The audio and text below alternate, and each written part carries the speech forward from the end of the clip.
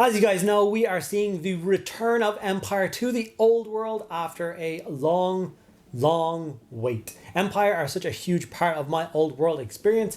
They are currently the largest fully painted old world army that I currently have, and I'm very excited to get them back on the table with their new arcane journal, some returning awesome models and stuff like that. But one of the things that I'm doing alongside my Empire army, because it's already painted, it's already ready to go, and I wanted to do something else, is I started to work on my Dogs of War army, which I will use on the tabletop as an Empire army. I'll substitute units with rules and stuff like that to make sure that it works. So one of the awesome miniatures that is returning to sale is the battle standard bear on foot carrying the Griffin banner. At least that's what the model used to be called back in the day. I think it's just a battle standard bear now, but it's an awesome old piece, one that I've had in my collection for so many years. I think I even gave it away at some point to a friend of mine, and then he never used it and it got bounced back to me. So I think I've disrespected this model for long enough, and it's about time that I got stuck in and got it painted.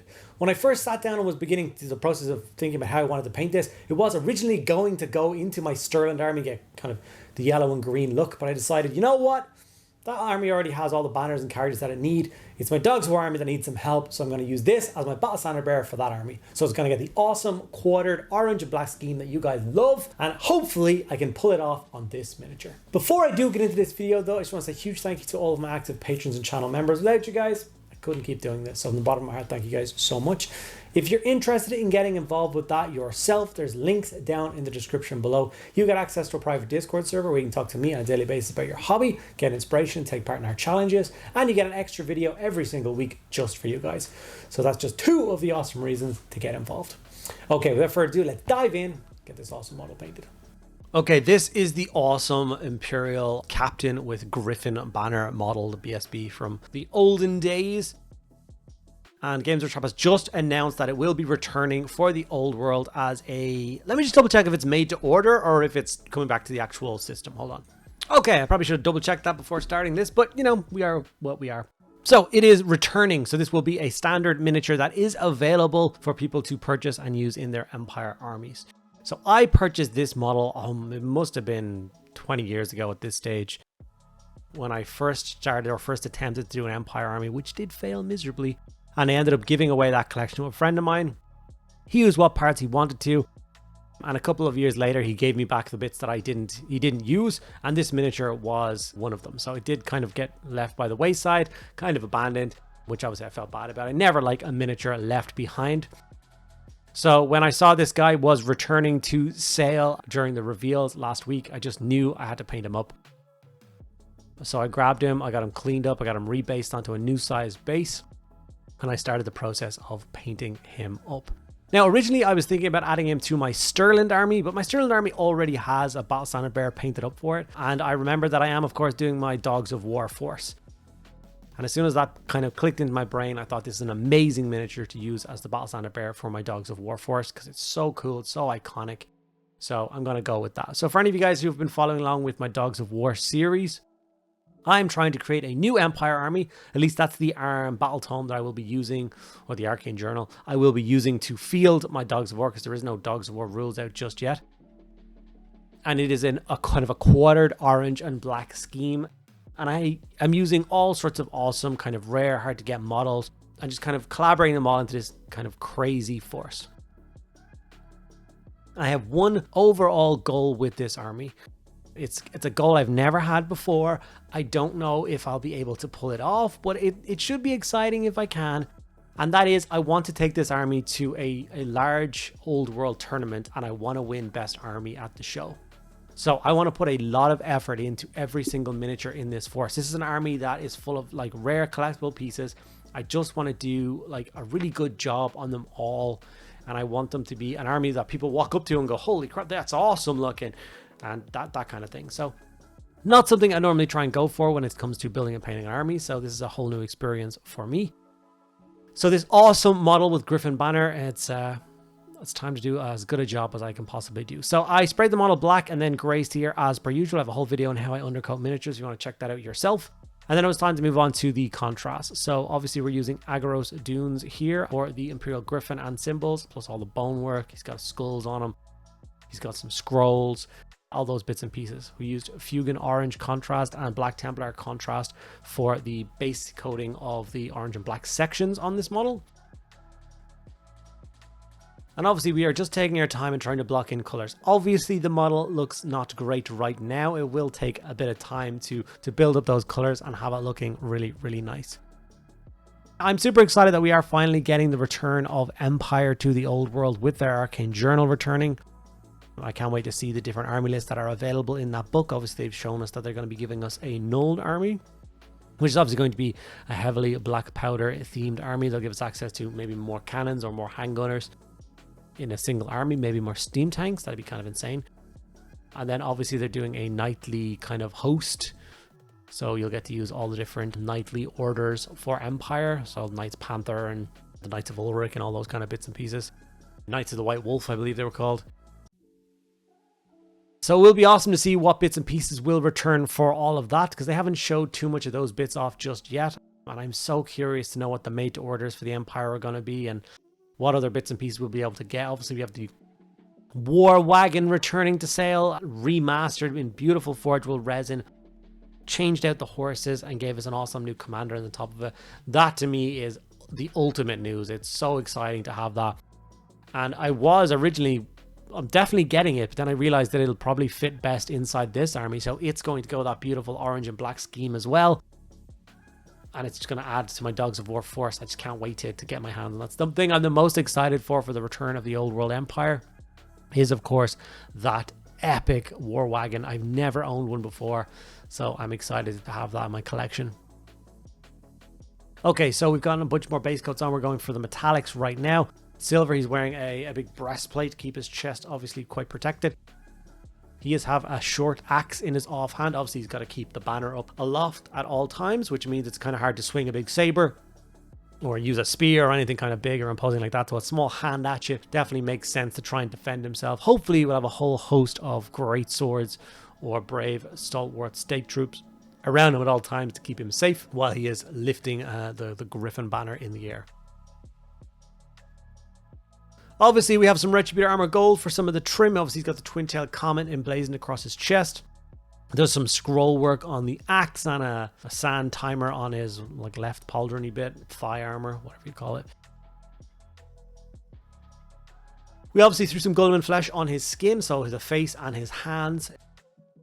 And yeah, we're kind of nearing enough the end of the base coating stage. It's time now to start shading the model down.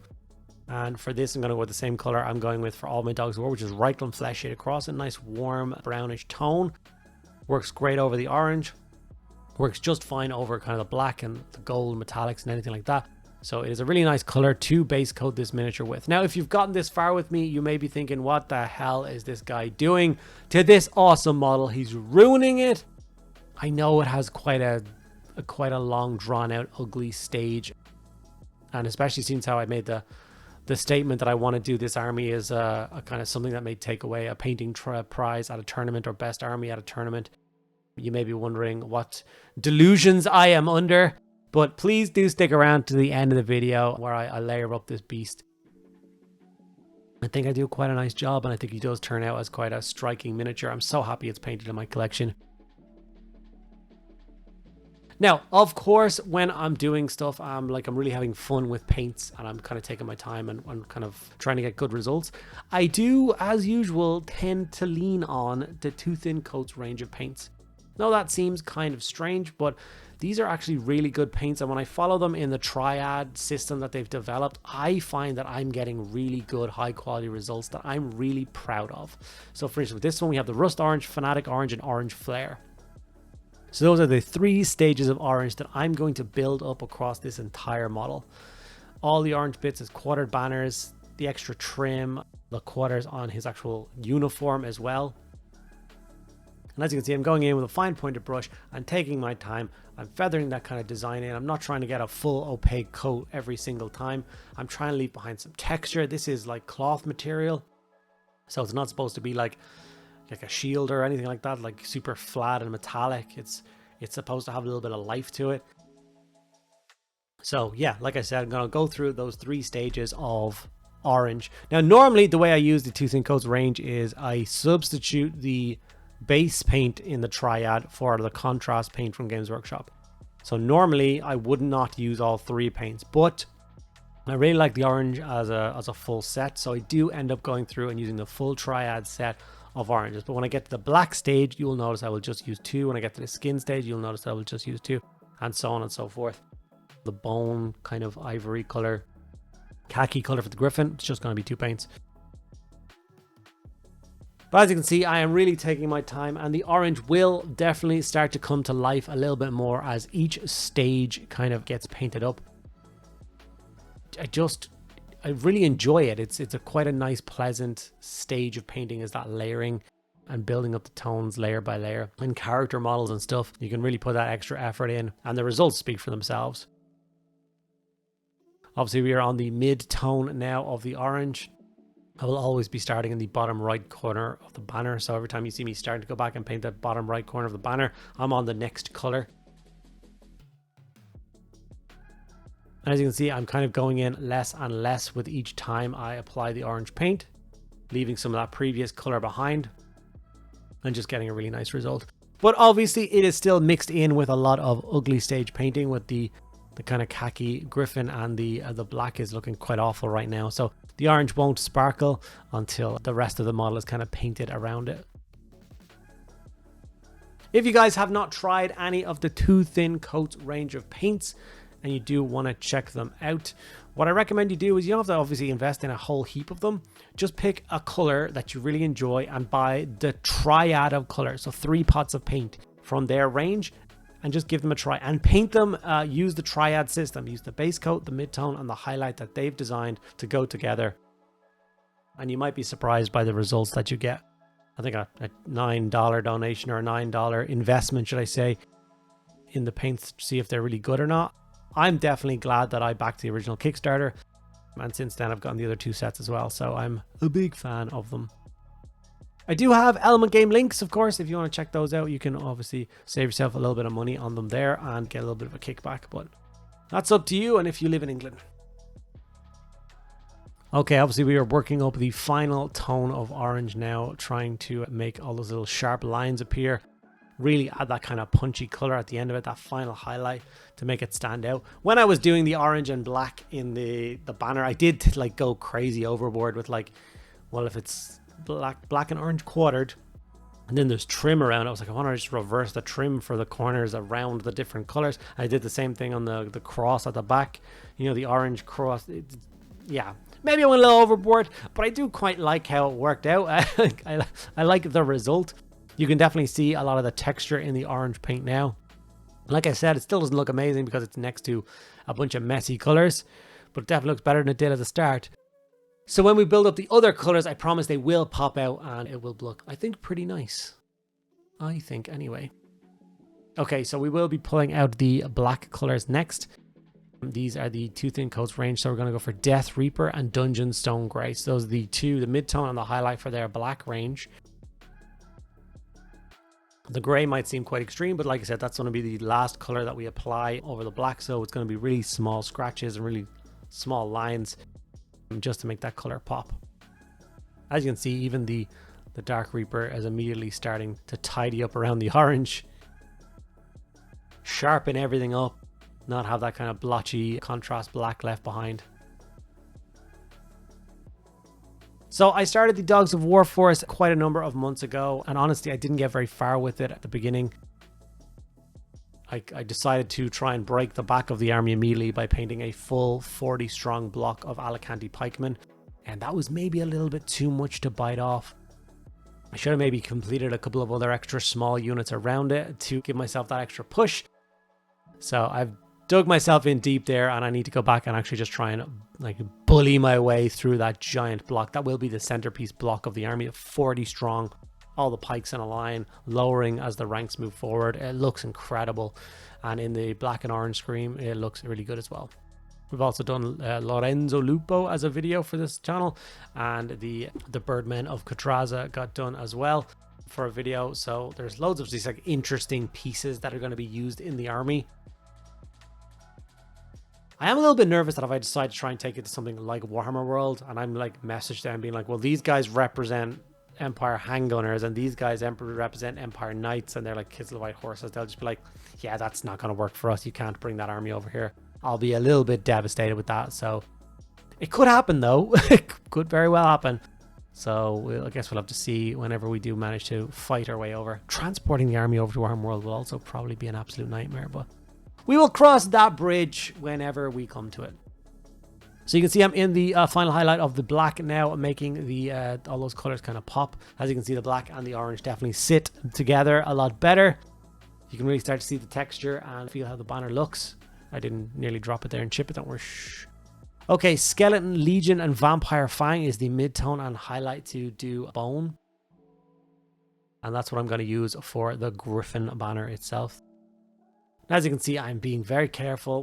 The contrast has done an amazing job at basically breaking up all the detail in the banner. You know exactly where all the shadows are supposed to be, and you know exactly all the bits where you're supposed to highlight.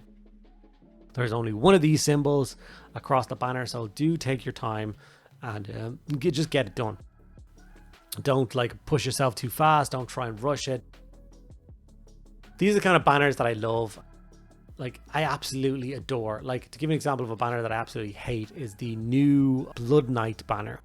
So the Blood Knight banner is absolutely stunning, and it's got this huge embossed raised design all down the side of both sides.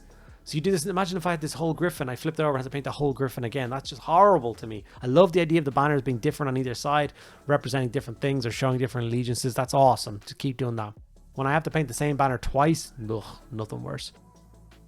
Obviously, we have done the first coat now, and we're jumping up to the highlight. You can see the huge difference that's made already. The color starting to pop off of the banner. I did focus most of the like painting showing you on the banner itself. You can obviously translate this down below for the orange and the black onto the actual wielder yourself if you want. But it's just such a nice big flat area. It shows the painting style quite easily. Obviously, this model is all metal as well. So with the wider base that they've allowed us to have as the new standard, obviously I add a little bit of super glue and cork to the base as well, which made that a little bit heavier. I now feel a lot more confident about not just constantly falling forward or falling out of the movement tray or getting damaged or chipped or whatever. Dwarven skin, elven skin is used to highlight the face. I did honestly use a little bit of Berserker Bloodshade in between those two coats. So I went Dwarven skin, and then I did a tiny watered down Berserker Bloodshade over the skin as well. Just add a little bit of rosiness back into it. And then I hit it with the elf skin as the final highlight. When I highlighted the brown for all of the like pouches and the belt and those, because the handle of the spear, the axe and the banner, I also did paint his mustache with that. So we just ended up with this nice little brown mustache that he does have on the model. These are just these kind of key details at the end that you know, sometimes you get to the end and someone be like, oh yeah, he has a mustache. Maybe I should have done something else with that, but nah, you just block it in with brown. It'll be fine. Ironbreaker to tidy up the armor, make that sparkle. Obviously, this guy is a soldier of some repute, as he does have the honor of carrying the army banner into combat. So obviously, this is no slouch. He will have earned himself quite a few accolades. Maybe be fighting with the companies for quite a number of years. So he will have decent equipment, nice polished armor, good quality axe, good boots. Good soldier needs a good pair of boots.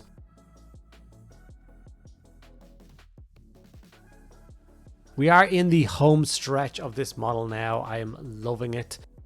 Mornfang Brown is what I chose to, like I said, highlight all those brown bits, and that's what we kind of brought up and did his mustache in as well. He doesn't have that much brown. Like I said, he's got the shaft of the banner pole, the axe handle and stuff like that. So there are still quite a few awesome old school models in my collection that definitely need a paint job, and it's always really encouraging when you got a model. Like I said, I got this about 20 years ago, and there's no way I could do a paint job like this 20 years ago. So this thing literally got forgotten and abandoned for so many years. And now I'm super proud of the result that I achieved on this guy. He is now going to sit in my collection of Dogs of War for the rest of time. I'm never going to sell the army, never going to get rid of this army. And it's just nice to have another awesome piece ready to go. I hope it inspires you guys to maybe dig out some of your old world stuff. Any old metal models you've forgotten about that you never had the courage to paint, or you did paint, you want to strip and do a new job on it. Now is the time, guys. Warhammer the Old World is in full swing, and I, for one, am absolutely adoring every second I spend in that magical world. I'm having so much more fun painting these miniatures than I did any other, so yeah.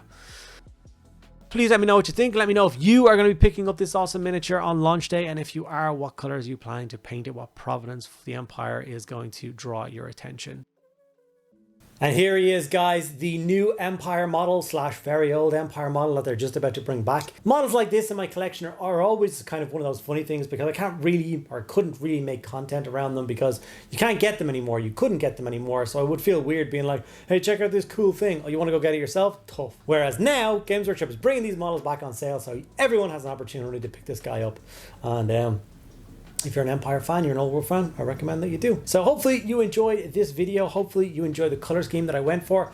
If you do want to see some more of my Dogs of War, there's a whole playlist of me starting that army off. It is going to be a long, drawn-out process to get it all painted, because I'm really taking my time. I really want all the models to look quite special, and I'm not worried about that. I'm going to go with the flow and just take it at my own pace until I got the army the way I want it to. If you enjoyed this video, make sure you give the video a like, ask me any questions you want in the comments below, and make sure you're subscribed. Costs you nothing but 2 seconds of your time, and it means the whole world to us YouTubers. So thank you guys so much for sticking around at the end of the video. I'll see you in the next one.